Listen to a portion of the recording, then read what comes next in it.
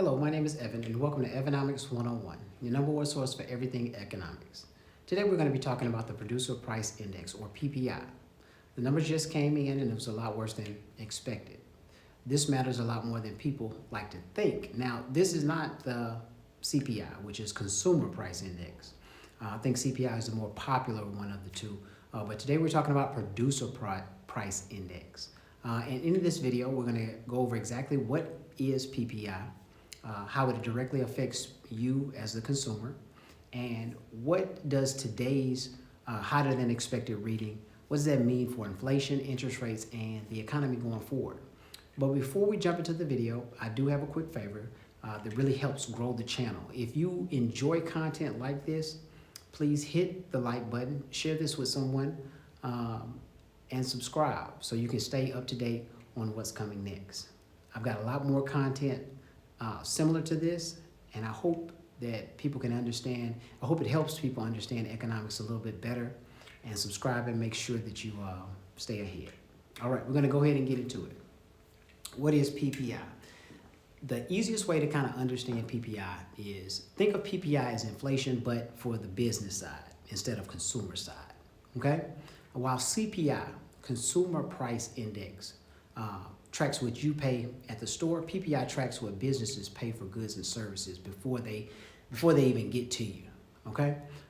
Today we're talking about, like I said, PPI, and that's pretty much like raw materials like steel, oil, lumber, your intermediate goods used in production, and even service businesses rely heavily on that PPI number. So if PPI goes up, it means businesses are facing higher costs, basically. That's the simplest way to put it. PPI goes up, businesses are going to face higher costs. And here's the key idea. Businesses don't eat those costs. They're not just going to take that, okay? They pass that along to you and me, okay? That's why PPI is often called a leading indicator of inflation. It can signal where consumer prices are headed to next. Okay, how does PPI affect every American, all Americans? That's the next thing we're going to talk about. When PPI rises, it's really simple. When PPI rises, businesses have a few choices, right? Think about it as if you're a business owner, and you may be. If costs for you rise, then pretty much you're going to be raising prices.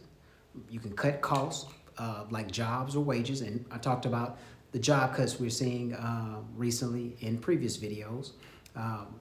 You can accept lower profits.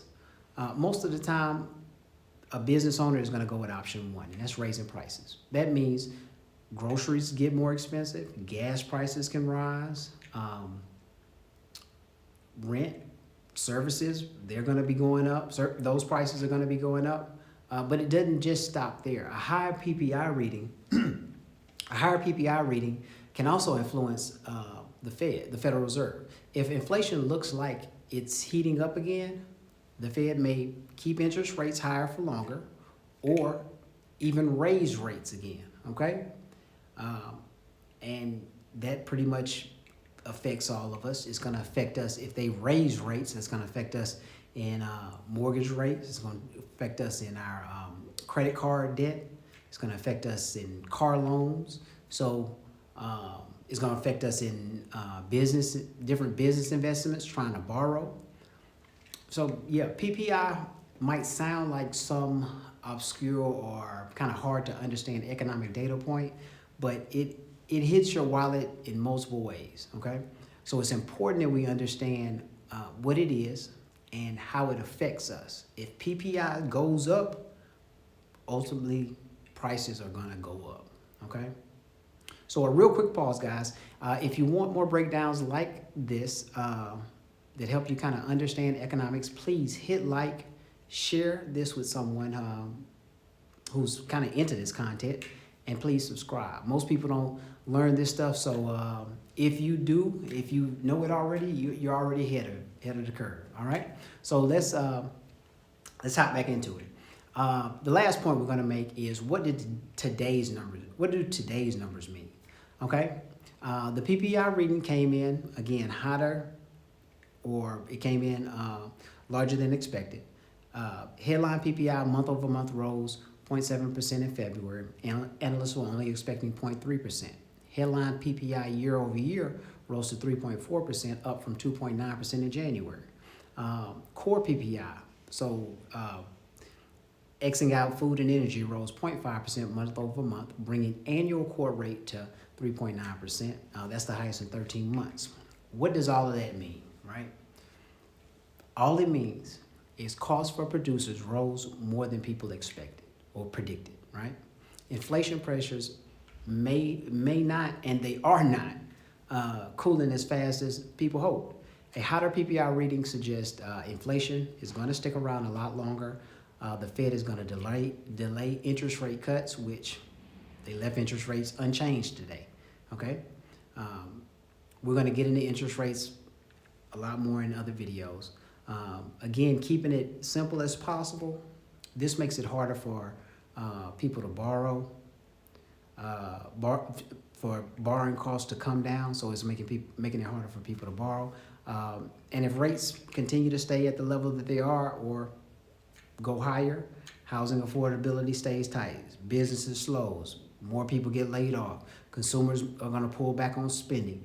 It's a ripple effect in the entire economy, okay? Basically, summing everything up, PPI measures inflation at the producer level. Think about a business when you're talking about PPI. It often predicts where consumer prices are headed to next.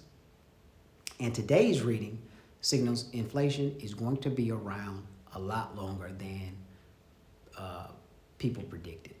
That's all. This is exactly the kind of data that Federal Reserve watches closely, and it could shape economic policy for months to come. If you found this helpful, make sure that you like, subscribe, drop a comment. Do you think inflation is about to get out of control? Or let me know what you're seeing in your part of the country. All right. And as always, this is Evanomics, your number one source for everything econ. Check out some of my previous videos, and I'll always have some more videos coming. But I appreciate you sticking through this, and I hope to see you in the future. Thank you.